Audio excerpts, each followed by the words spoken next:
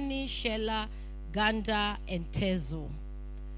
We have continued to link and expose HRDs to relevant individuals and institutions locally and abroad, internationally, and mainly through our popular activity known as speaker tours. We have also institutionalized and enhanced our internal effectiveness, efficiency, and resilience. So in our 10 years of existence, we have made definitely mistakes, enough of them, but with humility, we have drawn very valuable lessons. We have made friends who have become our strongest pillar throughout this journey, pillars of strength. And as we continue to navigate through the familiar and unfamiliar terrains, we wish to recognize and thank all of you friends who have journeyed with us in the 10 years. And namely, I would want to recognize these friends under the category of donors and development partners. We have Miserio, Civic, CPS, Spanish State, Freiburg Solidar, Ford Foundation, the German Embassy, Swiss Embassy, for really believing in us and really supporting our work. We are here because of that trust and belief you put in us. And then we have this other category of friends called networks, the HRD Protection Network, Police Reform Working Group, Missing Voices, Mulika Wabakaji. Thank you so much, because you have taught us what it means to work with others. And you've taught us that we might be international, but that does not mean that we know everything. It also doesn't mean that we can do everything on our own. We are so humbled that you are part of us. We also have our esteemed community partners, and I say this with nostalgia. Every time I mention community partners, I am from Korogosho, so every time I talk about community partners, I think about me. And so I talk about community partners with nostalgia.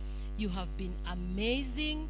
You have been on the front line. You've put your lives on the line. We cannot celebrate you enough.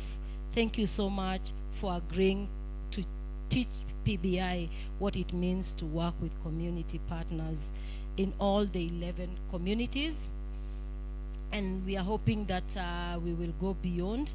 Our PBI sister offices beyond Kenya, especially PBI UK, Brussels, Spanish, France, Germany, Swiss. We've been so grateful because we are the youngest, I guess, PBI in the movement. In the PBI movement, we are the baby in the block. And so these other sisters elsewhere have taught us what it means to be a PBI family. We are so grateful. And before I finish, I would like to introduce my board team, an amazing group of courageous human rights defenders. Who is in the room? I can see Ombok over there. Ombok, do you want to just...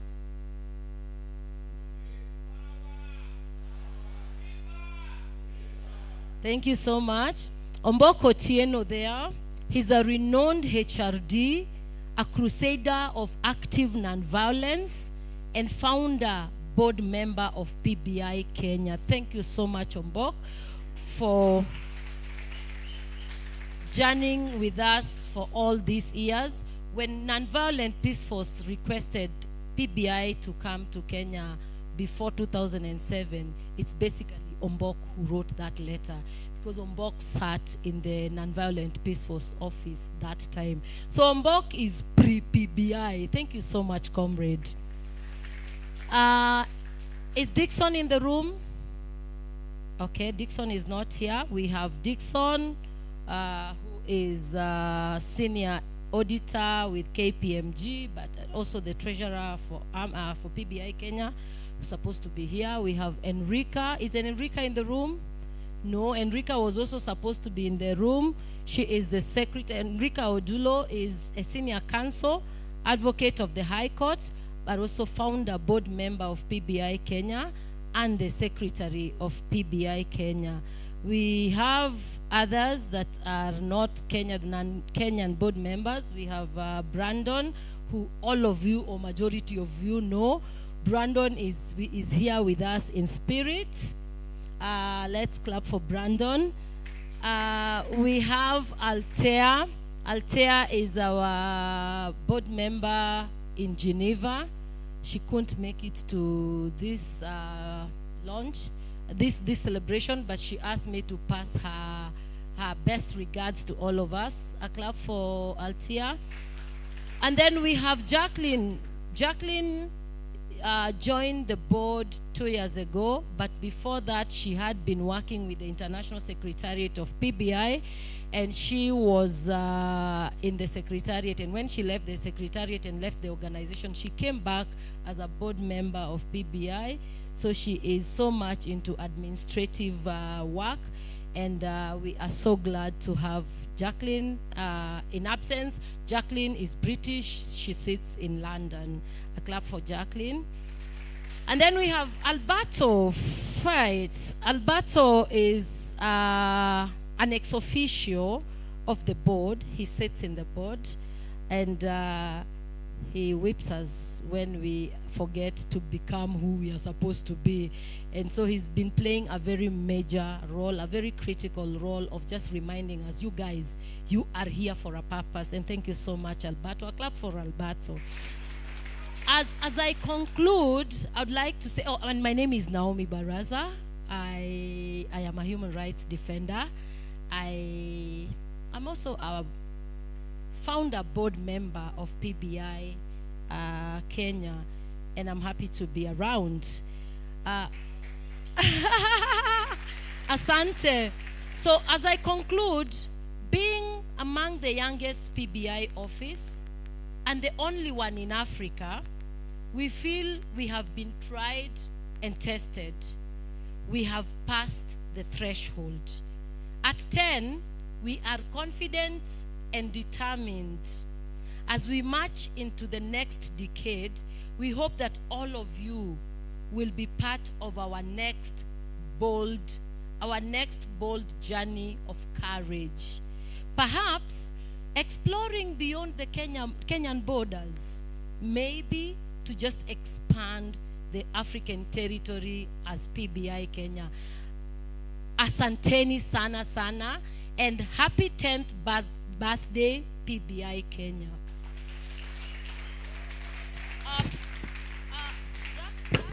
Jacqueline sent a message that she said I read it out on her behalf.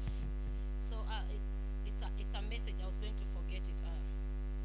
Should have been very, very disappointed. So she said I read this out to you. She couldn't be here, but she says,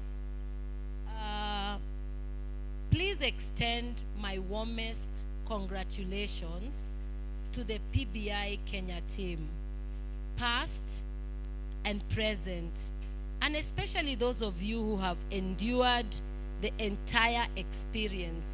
I am so deeply and continually impressed with the resilience and commitment of the staff and volunteers of PBI Kenya.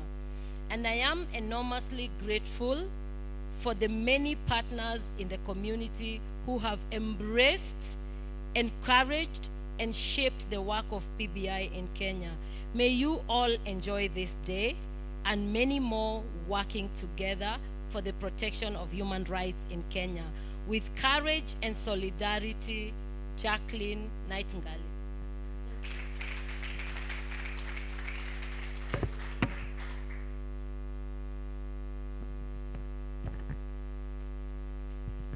Let's celebrate Naomi again.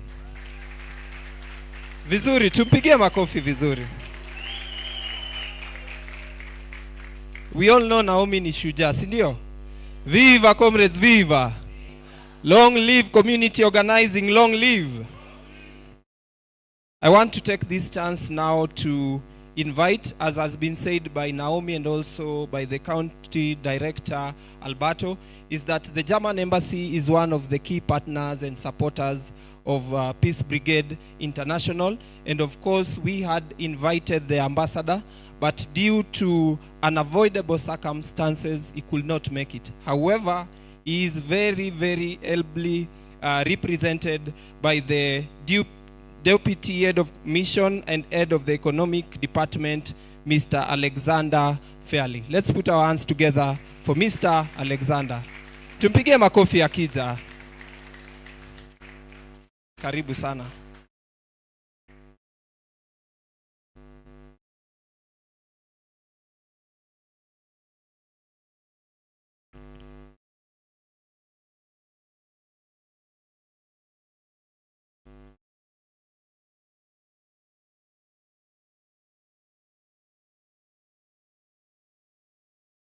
Good evening, everybody.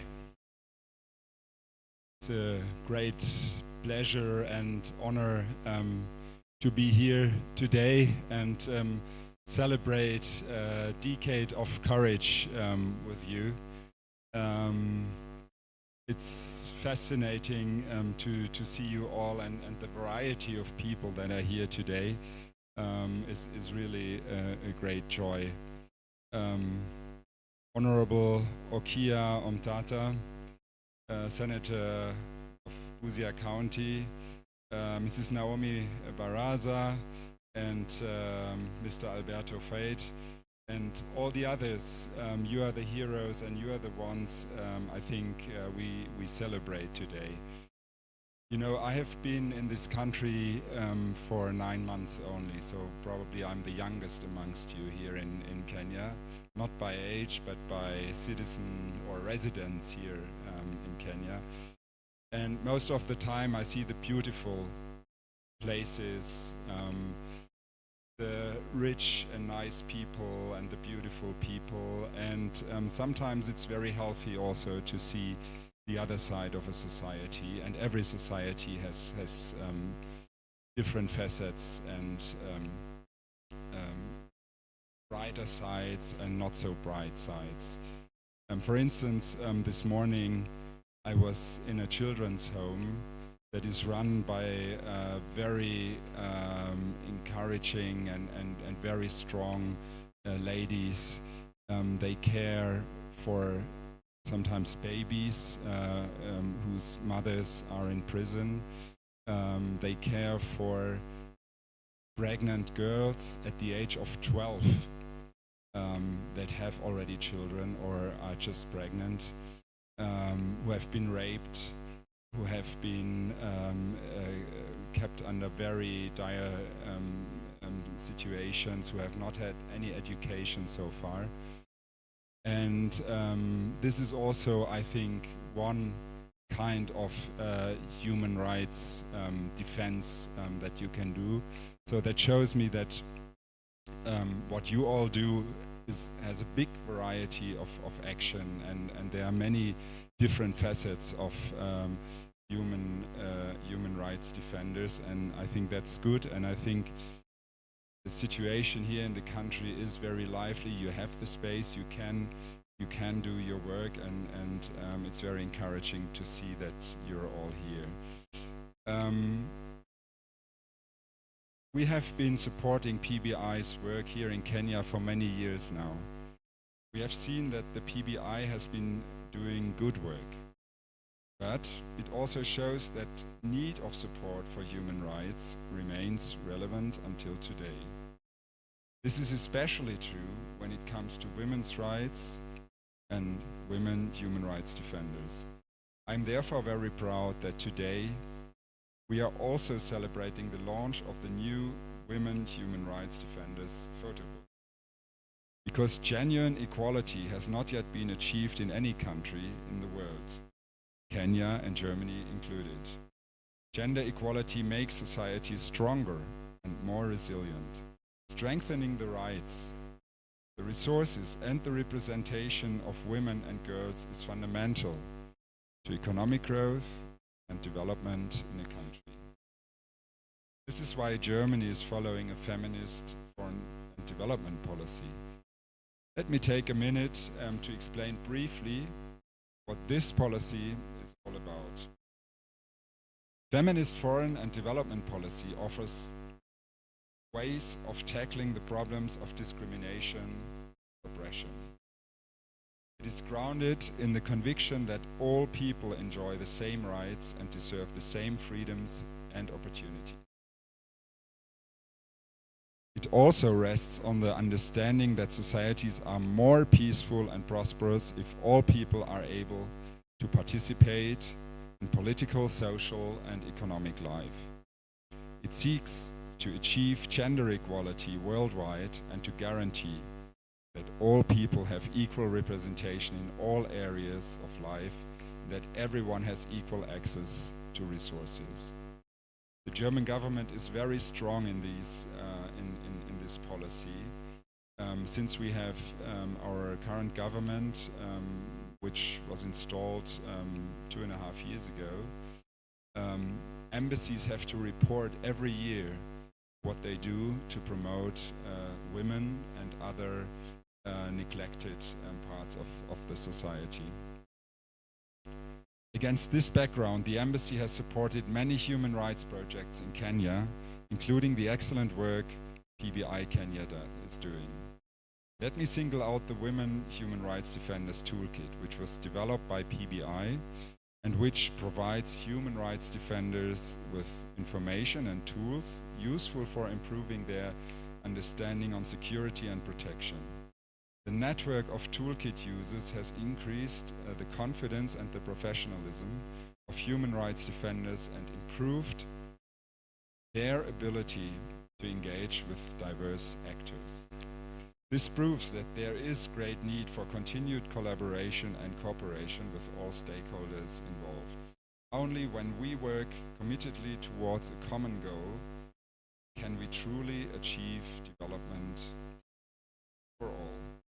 I want to congratulate PBI again for their commitment and resilience over the 10 years of work in Kenya. But I also want to congratulate everybody else in this room today who has worked on defending human rights in Kenya. Civil society space is rapidly closing in many countries, but Kenya has a strong and resilient civil society, one that is well organized and comes with a powerful agenda of change.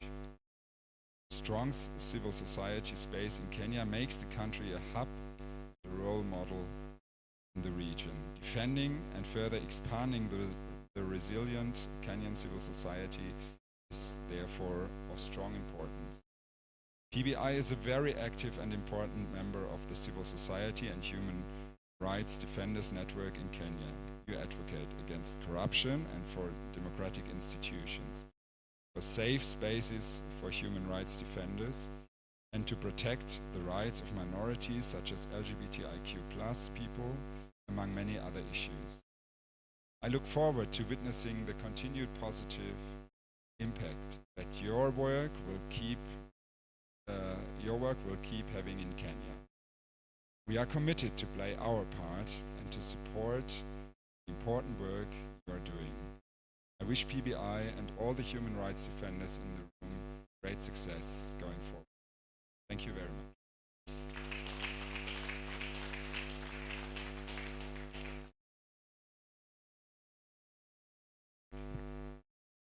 Thank you very much. Put your hands together for Mr. Fali.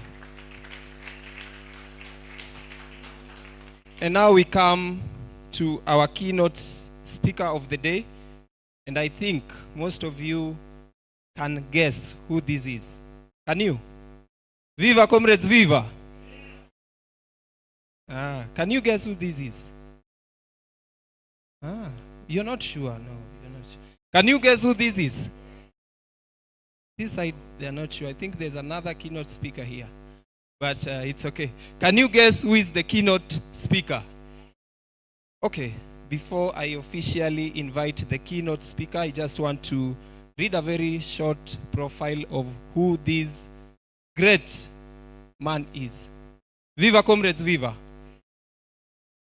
Busia Senator Okiya Omtata, the public litigant, the people's lawyer, is widely recognized for his relentless advocacy for citizens' rights and his pivotal role in challenging governmental overwork within Kenya's legal framework. Despite not following the traditional path of legal education, Omtata's academic background in philosophy and theology did not stop his emergence as a prominent figure in legal circles. His notable achievement includes landmark victories in cases ranging from preventing government intrusion into citizens' privacy to curbing parliamentary excesses. Motivated by prohibitive cost of legal representation, Omtata embarked on a journey of self-education, mastering the intricacies of legal proceedings. His legacy transcends legal boundaries, serving as a lawyer for all and emphasizing the transformative power of individual action in effective social change. Okiya Omtata's name remains act in Kenya's history as a champion of people, a self-taught legal luminary whose impact resonates across corridors of power. Let's put our hands together as he comes. Let's put our hands together na nguvu. Viva comrades, viva! Karibu sana. Wakenya mpo? Hamjambo? Mko imara? Ama mnashituka? Amubanduki Haya. Naona nyuso nyingi sana ambazo naelewa na nashukuru uko hapa. Good afternoon everybody. I'm most grateful for the honor to be here today. I don't know what criteria was used. I think I was the least deserving to be here. I was asked by Comrade Ombok that I come and make a keynote speech, and I've come to make a speech. But I didn't write my notes down because I belong here. This is my space, and we can only expand it. So human rights belong to human beings because they are human beings. It's because we are human beings that we have got human rights. And in every society you look at, a human being has tended to treat each other differently. In all societies, the right to an identity, you know what used to happen in our traditional societies when a child is born. The elaborate procedure that they went through giving a child an identity, naming a child. Today, you have people who are stateless, even in this country, who can't access IDs, who can't be anybody. So, this call to human rights is a very, very important call. And starting here today, I'm happy that the German government, through the embassy, is on the forefront because the Constitution of Germany and the Constitution of Kenya share a lot in common. Maybe without saying it, we borrowed a lot from there. And the jurisprudence that has come out of the German courts on human rights, very illuminating. And I think no better embassy would be placed for the Kenyan situation to push advocacy on human rights. So, as I stand here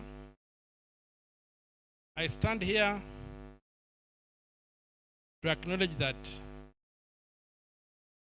because we are human beings, we have rights. We don't have rights because of what we are, of what we own. We don't own rights because of the offices we occupy. We don't enjoy rights because of anything else, but because we are human beings. And because we are human beings and our rights are universal, then we need to take the question of human rights very, very seriously. And it's a saddening affair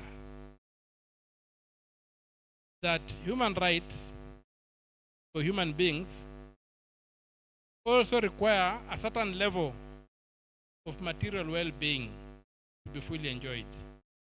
If you can't access a house, or you can't access shelter, you can't access food, you can't access these essentials, you can't access sanitation, then you have a big challenge with the human rights.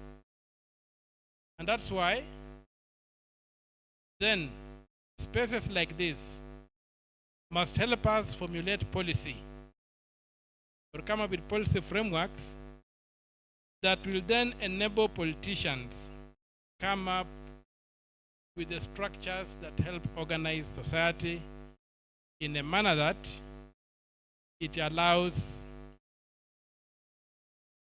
at least it gives room to everybody to have a chance in life. Our society has a lot of challenges which you can press down to the fact that when the missionary came to our shores, they were concerned about saving souls, not very much about the bodies that contain those souls. When the settler came and wanted to establish a state to govern the territories, they seem to have been very interested in extraction of resources, and so they organized states that allowed them to dominate, oppress, and exploit. And so their idea of the state was not the idea that ended tribal wars in Europe. It was not modeled on the Westphalian idea of a state. We had all the ingredients except one. In the colonial state, there were no people. You had territory, you had security, you had no people. It was an open space that the settler could then run roughshod, and they dominate, oppress, and exploit. Now, that state has not been totally dismantled. The color of the settler or the color of the oppressor may have changed, but not that state. And that's the challenge we have today, to make sure that the predatory state is destroyed. And how do you destroy it? You destroy it by making the people the center of the state. What do the people want? What are the needs of the people, and how do you address them? So when you come into a country like ours, and you look at the budget, and for those of you who followed the last fight I had with the state, with the government, over the budget for 2023, you would see where a lot of these problems are coming from. When you come across hospitals without medicine, you come across so many things that are not working. You come across universities that cannot impart knowledge. You go down and see that if you looked at our budget, then you'll understand what's wrong with this country. You'll understand what's wrong with this country. Right now, as we are speaking, I just received the news, maybe some of you have seen it, that the commander of the Kenya Defense Forces has crashed in one of the helicopters. Now, what is the history of these helicopters? Those of you who have followed the space in this country, what has been the history of these helicopters that came from Jordan? Were they new helicopters? Did we pay for new helicopters? Why were junk delivered? And why should somebody like the commander of the Kenya Defense Forces be riding in one of these death traps? That's why the problem of this country is. The problem of this country is in management. And the call upon us is to wake up and manage this country. And if you want to be developed, there's no way to be developed but to imitate those who have been developed. What did they do? So the call upon us is to begin moving out of these spaces where we preach to the choir and get to the street and say we want our country back. The song we have sung on this stage this afternoon is the marching song I would like to see sung across the streets of Nairobi, from Mombasa to Mandera to Busia to wherever. When you sing it in these managed spaces, it ends here. And that's the tragedy of our struggle. The struggle in civil society feeds nowhere. Does not feed directly into the political processes of this country, and therefore you are ignored. You are unable to threaten power, and therefore power ignores you. But if you can threaten power, power will listen. Power will bend and do what you want to do. So my call today is that these spaces are incubators. But we cannot stay in an incubator forever. The civil society movement in this country has remained stuck in an incubator.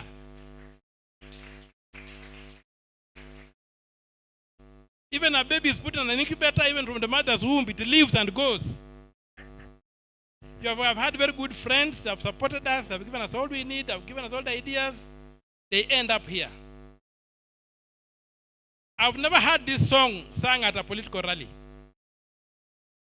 Mnataka mashamba yenu irudishwe. Mnataka haki zenu. Mnataka nchi yenu irudishwe. I never hear those words. Instead, the political space is filled of platitudes that make no sense. But that's how it's going to be, because nature abhors a vacuum. If you leave the political space as a vacuum, the idiot will take it over. Remember the words of Plato. So it's something like those who don't engage in politics end up being governed by those who are less than them. Something like that. So I would pray that these incubation spaces must find a way of informing the national narrative. You have so many good ideas. I've read those pamphlets. So many individuals, luminary individuals, doing a lot of good work. Why can these people become leaders?